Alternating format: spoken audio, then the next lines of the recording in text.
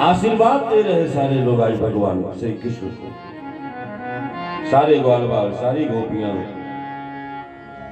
क्योंकि भगवान का अवतार हुआ है। इसलिए आज भक्त, ये गोपियां भी कई प्रकार की बनी है केवल भगवान से मिलने के लिए।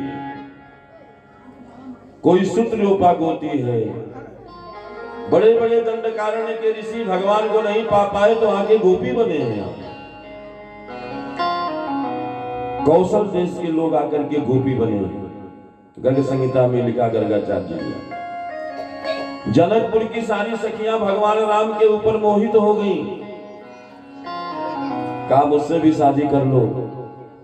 राम जी ने कहा ये मेरा मर्यादित अवतार है, मैं एक नारी का हो मेरे साथ रह सकती है, तुम लोग द्वापर में आना, तो वहां सारे विकल्प खुले रहे। ओ सब आकर के गोपी बनी हुई भगवान को पाने के लिए। भक्त भगवान को पाने के लिए कुछ भी कर सकता है अगर भक्त है तो। पलने में लिटाया गया, भगवान लेटे, सारी गोपियां उत्सव मना रही हैं। और नंद बाबा का जो राज था वो कंस के राज के अधीन राज था। साल भर में एक बार कंस बाबा वार्षिक कर देते थे ले जाकर के। नंद बाबा ने सोचा चलो लाला हुआ है, इसी खुशी में 3 साल का कर्ज जो कर बना है ले चल के महाराज को सौंप दो, महाराज से भी अपने लाला के लिए आशीर्वाद ले आओ। नंद बाबा अपनी गाड़ियों पर मक्खन में से सब लादे, दही दूध घी लाद करके गोपालों को कहे कि तुम लोग देखना, कुछ लोग हम अभी महाराज से मिलके मथुरा से आ रहे हैं। जब वहां से चले गए उसी समय पूतना का प्राकट्य हुआ। अब पूतना पहुंची तो पूतना ने देखा यहाँ तो एक से एक सब गोपियां हैं, मैं इतनी काली कलूटी कुरूपिणी कैसे जाऊंगी उस सबके बीच में, जाने नहीं मिलेगा। तब उसने सुंदर रूप बनाया, एकदम अप्सरा जैसा रूप बनाया उसने। सियाराम अब बना करके वहां पहुंच गई। और नंद बाबा जाकर के कंस के यहां महाराज मिलते हैं। कंस को सारी भेंट स्वीकार दिया। और कंस ने कहा, अरे नंद बाबा ने कहा कि सरकार मेरे यहाँ भी एक छोटा लाला हुआ है। कंस ने कहा जाओ नंद, तुम्हारा लाला बढ़िया चिरंजीव होगा।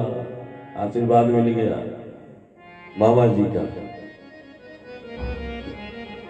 इसके बाद नंद बाबा ने सोचा चलो जेल खाने में जरा वसुदेव से मिले आऊं। देव की बहन है, देव की भाभी, दोनों भाई लगते थे लोग पद में। उसके सारे पुत्र मारे गए, एक पुत्र वो भी था पता नहीं कहां चला गया। चलो थोड़ा सा मिलके सांत्वना देते हैं।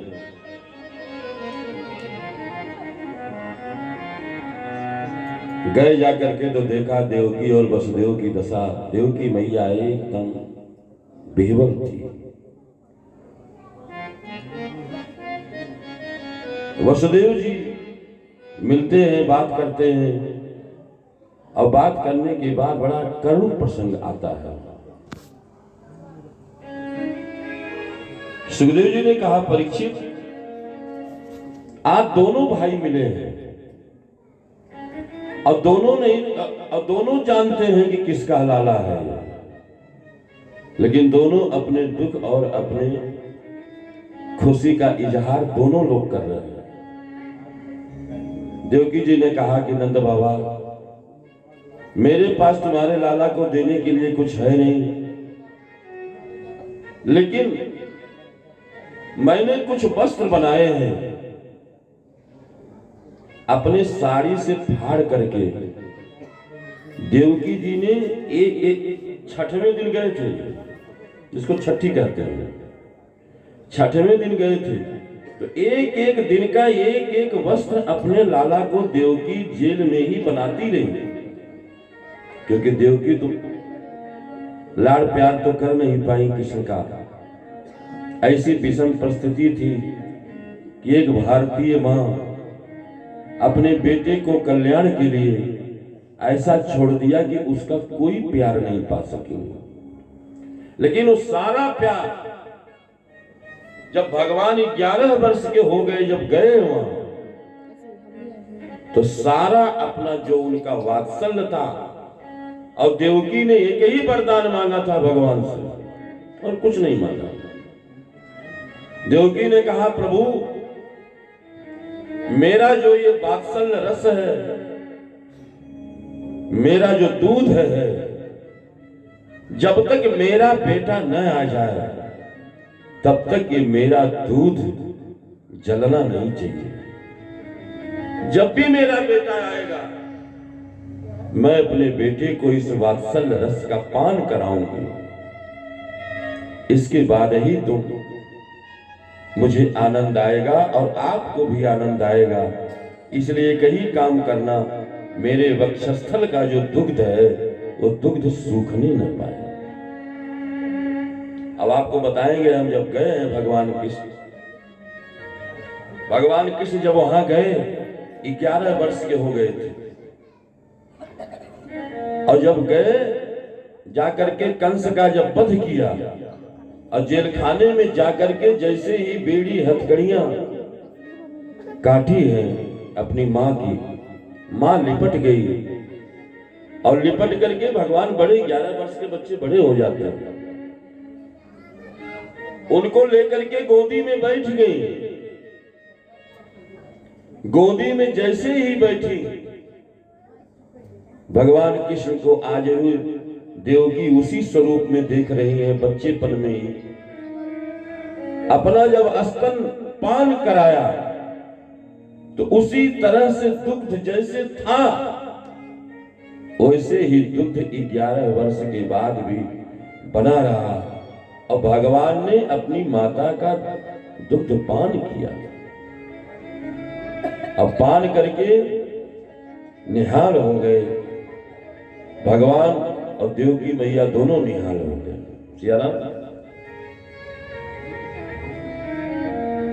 मैंने एक दिन एक लाइन सुनाई थी आपको, नारी जीवन हाय तुम्हारी यही कहानी, आंचल में दूध है और आंखों में पानी। आपका दूध और आपका जो ममता इस पूरी दुनिया में है वो कहीं नहीं है। या तो भगवान दे सकता है वो ममता, या मां दे सकती है, और कहीं नहीं। ऐसे माता पिता की जो बच्चे सेवा न करें वो जिंदगी में कभी खुशहाल रह ही नहीं सकते। ये सारी बातें हुई देवकी जी से, सबसे मिलकर के नंद बाबा जब वापस आए, इधर देखा कि महाराज पूतना पहुंच गई। अब पहुंच करके जा करके भगवान को उठा करके और अपने स्तन में लगा करके और लेकर के उड़ गई। 6 दिन के ही तो थे अभी छोटे, लेकर के उड़ गए। भगवान ने कहा, मासी कहां चल रही हो? कहा, चल तुझे सैर कराती हूँ आज आकाश का। भगवान ने पकड़ लिया था ऐसे, और उसके बाद अपना स्तन निकाल करके जब दिया भगवान को पीने के लिए, तो उसमें कालकूट नामक जहर लगा था। वो मारने ही गई थी, मारने की इच्छा से। सियाराम, गाढ़ हम करा